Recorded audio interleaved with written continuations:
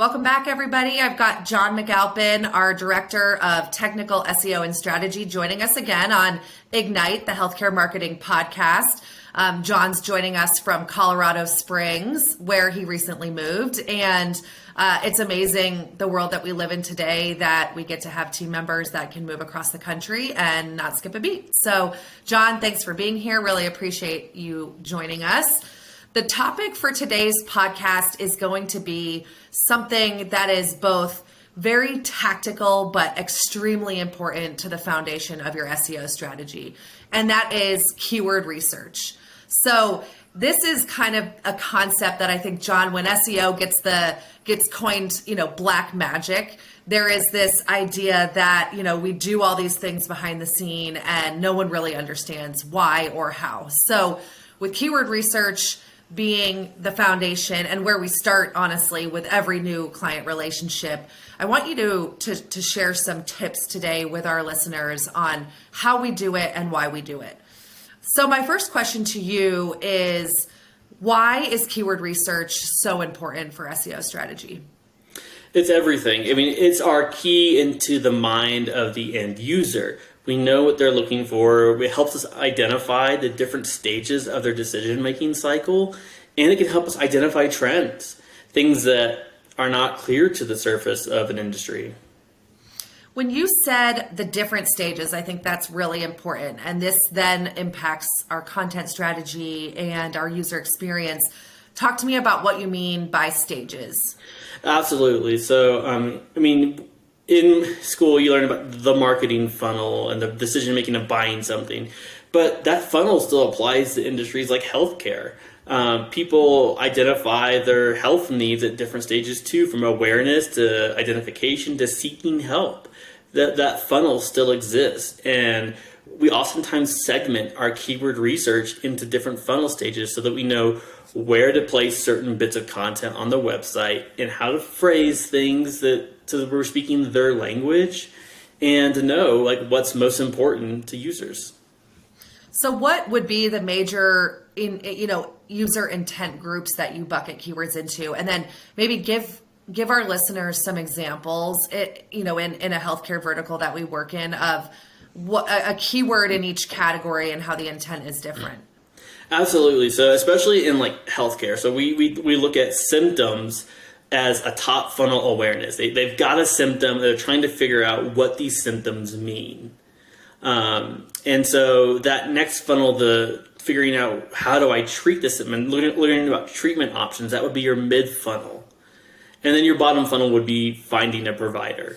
And this gets into even deeper categories. We've seen things like in the mental health space, in the mid funnel, we see lots of keywords around tests and quizzes, and they're trying to figure out, all right, I got all the symptoms and I think I have let's say ADHD or something like that.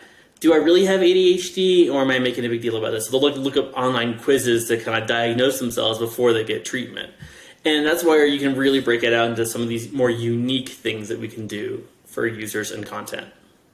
Awesome. So obviously top funnel, do you think about it essentially top funnel as the most competitive, and then mid funnel and bottom funnel less competitive, or is competition equal across the different funnel stages? And when I say competition, the types of sites that we're up against when trying to rank for these different types of terms. Okay, so this is actually really fascinating. So when we're looking at looking up conditions and looking up services, they're completely different. Looking up your conditions, that's very much more top heavy, while your services and looking up treatment options and providers is much more bottom heavy. So we're seeing more competition in the lower stages of the funnel. And in the conditions, there's so many questions and varieties of content that it's a much wider net. It's a lot easier to rank for that top funnel content. And so it really shifts the journey from looking up symptoms to finding help. Gotcha. So symptoms being, something maybe like, why do I feel sad? Or, why am I not able to get out of bed? And a bottom funnel keyword being therapist near me, right? I've identified that I think I need to speak to someone.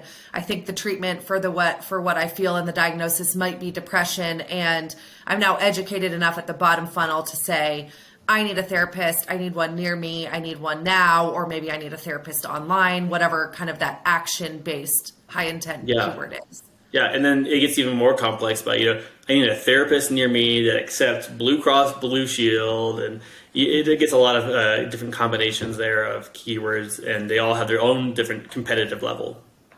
And keyword research that you guys conduct in the onset of any new relationship, it's pretty deep, right? I mean, you're looking for not only, like you said, therapist near me, but all of the insurance variants, all of the geo variants, all of the different ways, and especially long tail, because we know now with Google's ability to understand search semantics that, a string of 10 words, that Google can understand what that person is really looking for. Yeah. And, we really learn a lot about what content needs to be on the page. So we're looking at bottom funnel keywords, and when we segment our keywords by funnel stage, we're able to know what needs to be on the page. So here's a very clear example. Location pages are critical for ranking for any kind of near me keyword. And so when we're looking at, let's say, we're talking about therapy, let's continue talking about therapy keywords. We say, I want a therapist near me. Okay, that's easy. We'll add our location information. Well, they also need to accept my insurance. So we'll add all the insurance that's accepted to the location page. Oh, but I also want one that understands the issues of veterans. So that if we have any veterans that happen to be therapists, we can maybe add a badge or some kind of text there that says that or that understands veteran issues. And sometimes with different races and cultures, they have different needs and different issues. So we can have something around there too, around their race or around their ethnicity, around their religion. Everyone has different needs, and we find those in the keyword research, and we're able to list those on the page. Awesome. So really, just helping the user land on the website at exactly the point that they need to get the information that's most relevant. Add all the filters they're looking for to the page, and Google will guide them there. Yep, absolutely. Okay, so thinking about how healthcare groups can go about identifying keywords, and obviously, having an SEO company or someone like John is a first step, but there's organizations that do some of this work on their own or that are very keen on producing content themselves as well. What are some of the ways that they can go about figuring out which keywords are best to drive new patient acquisition? Mm-hmm. So you can always look at your competition and see how they're phrasing things. But if you're looking for like a list, and there's free keyword generators out there and things like that, but those will always put out a list of keywords that you're not quite sure what to do with. The best thing you can really do is take a look at the list of your services and consult with your intake team and figure out what is the language that my patients are using. Are they calling things by the scientific name, or do they have shortcut names for things? And really figure out their language. Gotcha. What about from an online research perspective, if you have Search Console set up, for example, or if you have Google Ads running and you can utilize the tools within Google Ads to see what keywords you're matching to. I mean, is that helpful information that you use? It's oftentimes helpful to see what people are currently showing, what you're currently showing that for, what people are searching. But if you're looking to expand, I would suggest one of those free keyword tools and just put in some of the ones that you're currently ranking for and see what suggestions they come up with. And then, use volume with caution, but that can be a good guide to figure out what's the most common keywords. Gotcha. And, I always like to provide tactical takeaways for anyone listening.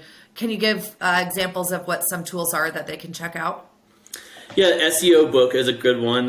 That's very basic. It's a lot of free general SEO tools, including keyword research, that are very basic. They don't have any really advanced filters, but if you're really a DIY and want to get a lot of data quickly, it's a great place to start.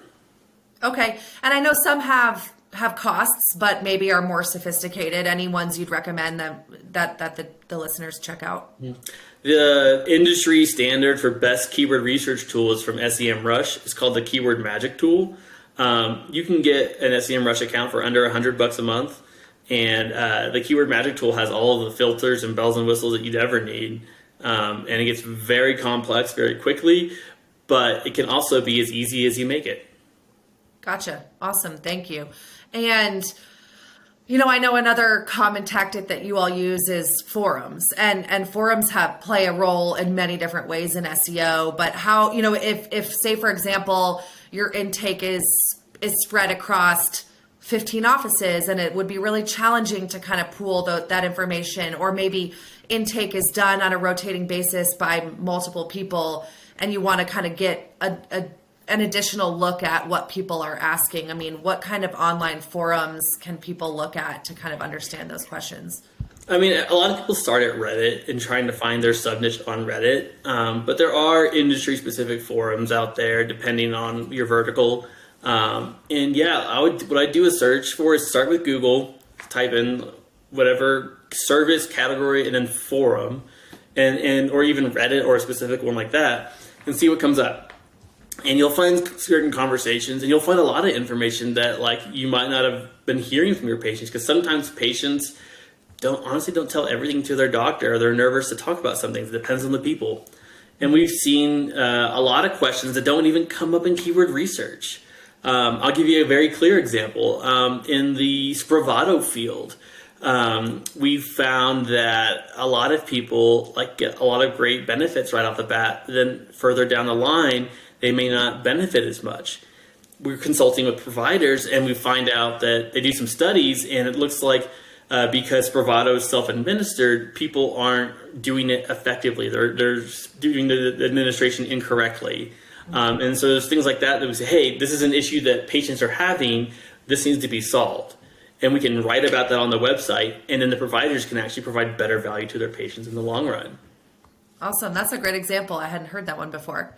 All right, John. So kind of thinking through keyword research, obviously it's done in order to inform the remainder of the strategy. I want to go one step deeper before we wrap up the conversation. And that is when you finish your keyword research, and then you go to assess whether or not your organization and your website is then in a position to rank well for those terms. What are you looking at on the website from a content and landing page perspective, and how are you mapping the gaps? So a lot of times it's taking a step back. It's making sure that you have clear navigation between these different stages. And so we make sure that all of our final stages are within silos on our website of content, and that you can navigate between them seamlessly. So oftentimes it's like, okay, we're writing about a condition of depression, and we might have some easy navigation in there saying, here are the different treatment options for depression, whether it's medication, whether it's therapy, whether it's telehealth, or even group therapy. So we have all these different internal navigation, whether it be the main navigation menu or internal links throughout.